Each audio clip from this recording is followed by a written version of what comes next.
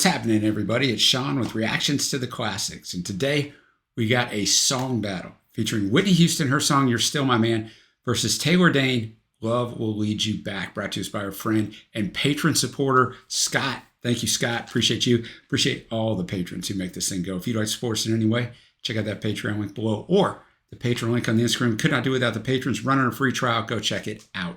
All right. Scott's calling this Love Gone, but Not Forgotten battle. And I think that's probably a pretty good name. He said I could come up with a better one if I had one. I'm going to leave this one to Scott. He's doing a better job than I am there. I mean, these are a couple of women who were huge in the 80s. I understand that, Whitney was big later on too. So we'll start with that Whitney song, You're Still My Man, from the Whitney album, her second studio album in 1987. This album's one of the best-selling albums of all time, sold over 20 million copies, features 5 top 10 hits on the U.S. Billboard Hot 100, which also became international hits. The album's first 4 singles, I Want to Dance with Somebody Who Loves Me, which has almost 1.4 billion with a B streams, which is always insane for a song that's that old, and obviously Spotify wasn't out when it was a hit, so it's always crazy. Didn't We Almost Have It All? So Emotional, and Where Do Broken Hearts Go?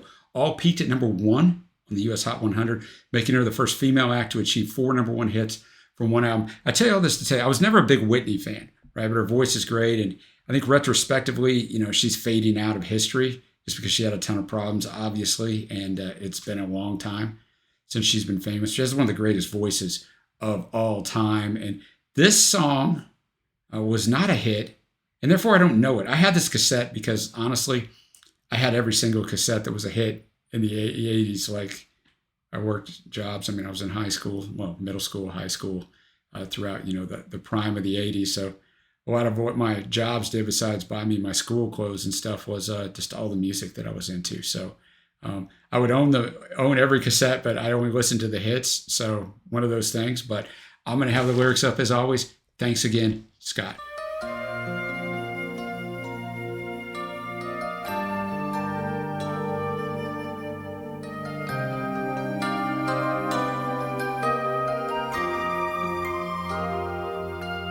On the day that you left me, you said you had no regrets.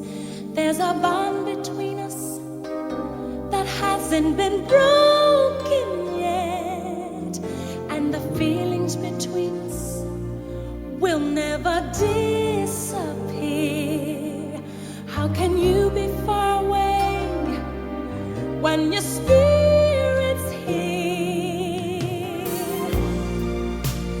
You're still my man, nothing can change it. We still belong together. You're still my man, nothing can change it. Our love will last forever, and the seasons of our love will always change, I know. Maybe that's the reason you felt you had to go. But soon you'll be missing me, darling, I know you well. There's a magic we share together, and no one can break that spell. You're still my man, nothing can change it.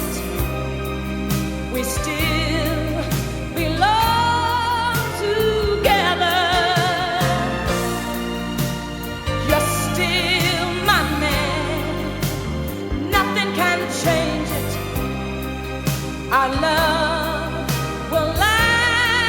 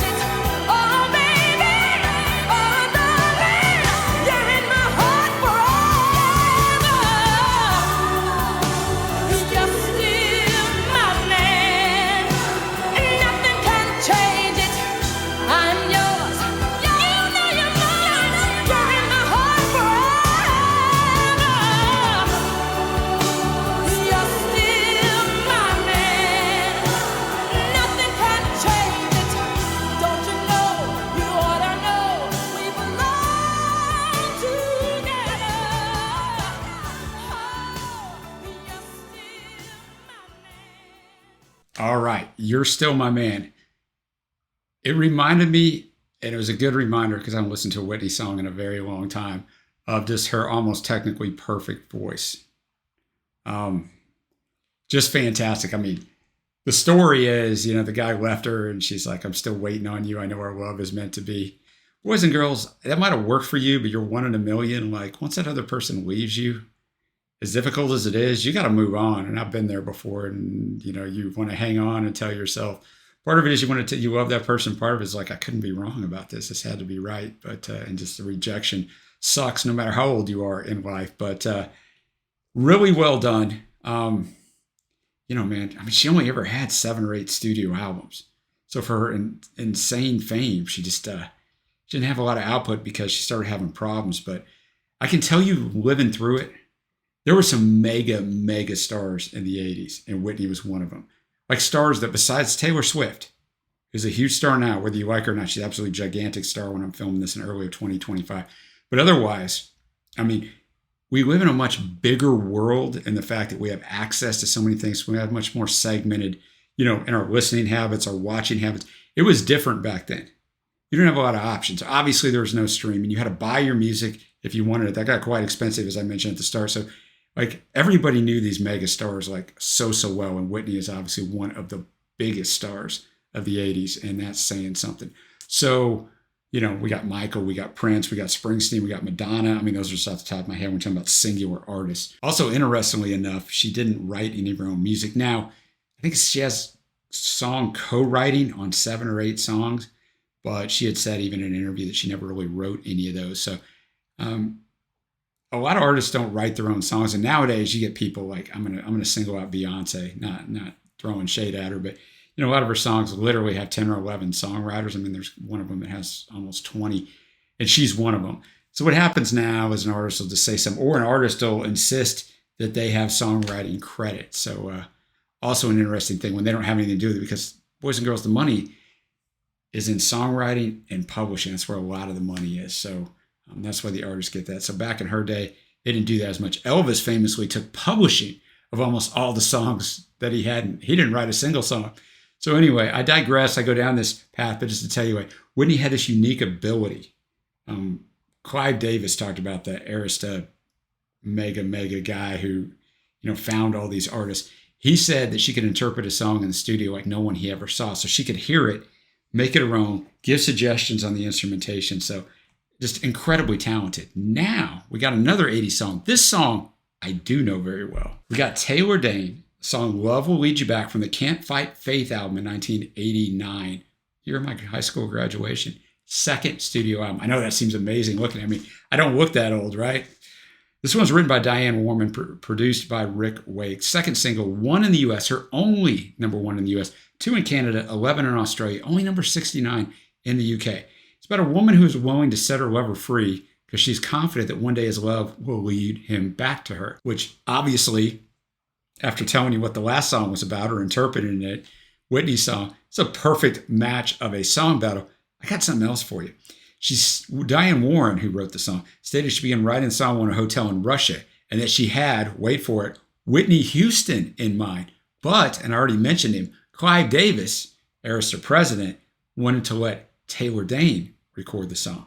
So I do remember the song. I probably haven't listened to it since 1990. It was actually released in 90. The album came out in 89, but it's been that long, and that was a long time ago, as crazy as that is in my mind.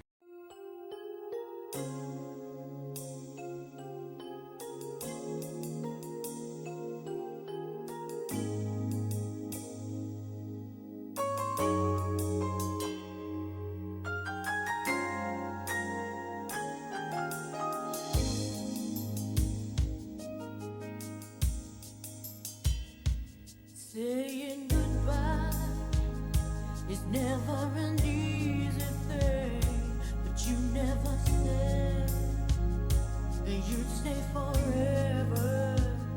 So if you must go, darling, I'll set you free.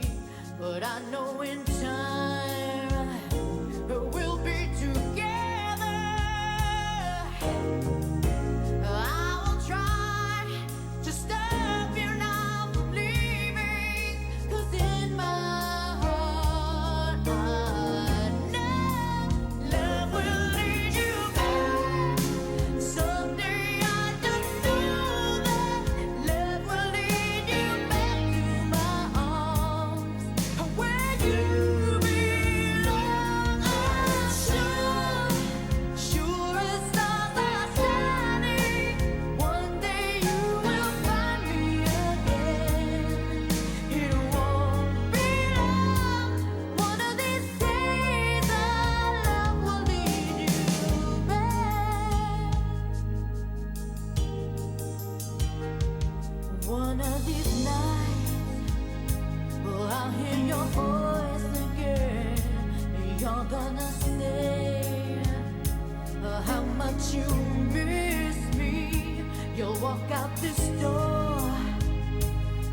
someday you'll walk back in.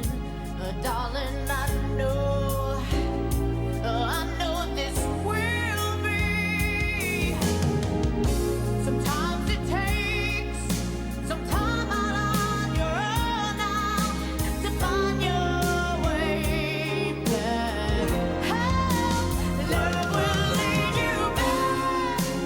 Someday I just know that love will lead you back to my arms where you belong.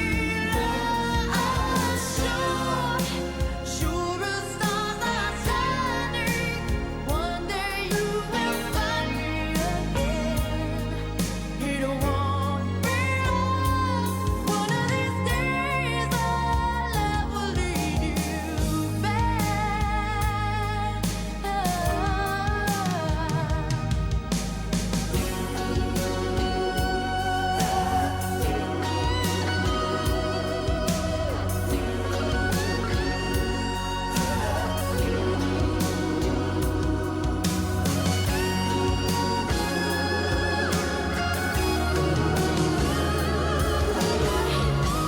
I will try to stop you now from leaving, 'cause in my heart I know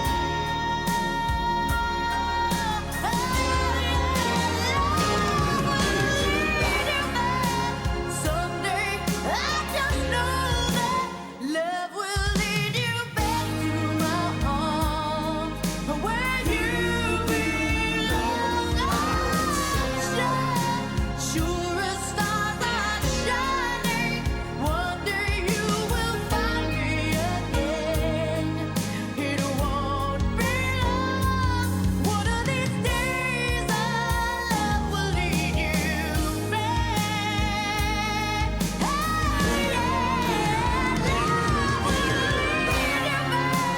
Someday, I just know that love will lead you back to my arms. It won't be long. One of these days, our love will lead you back.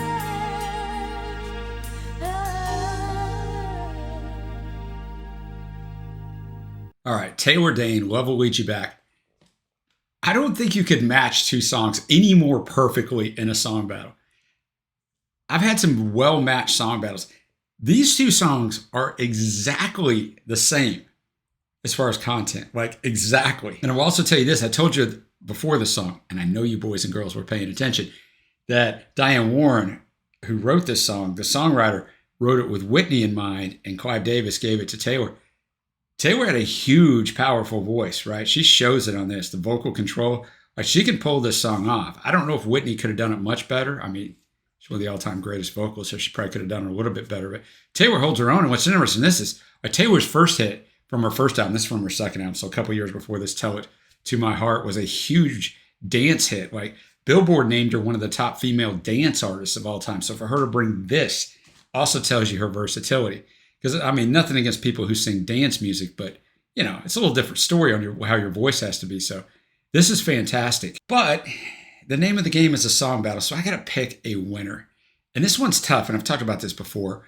You know, the Whitney song, there's no excuse for me not to know that Whitney song. I just don't. I mean, I own the cassette. I should have known it. It's one of the biggest albums of the 80s, but I didn't know that song at all. And obviously I know this song really well because, as I mentioned to you, it was a #1 hit, Taylor's only #1 hit. And so when you have that familiarity, it's hard because you want to pick that song. And I think I'm going to pick Love Will Lead You Back. It's hard to pick against Whitney, but I think I am going to pick this song. Partly because of what I said. It's impressive for Taylor to be able to pull this off, the power in her voice and control in her voice, considering she was mainly saying dance songs or very catchy, popish songs. So I'm going to go with Taylor. I mean, if you like Whitney on this battle, I mean, I can't fault you there. But on that note, I need to know what you think down below. Who you think won this battle and why? All right. Thanks again to Scott for bringing this one. If you haven't already, give this a thumbs up. Hit that big red subscribe button down below and go check out our Facebook group. The link is down below. All right, guys, until next time, I will see you.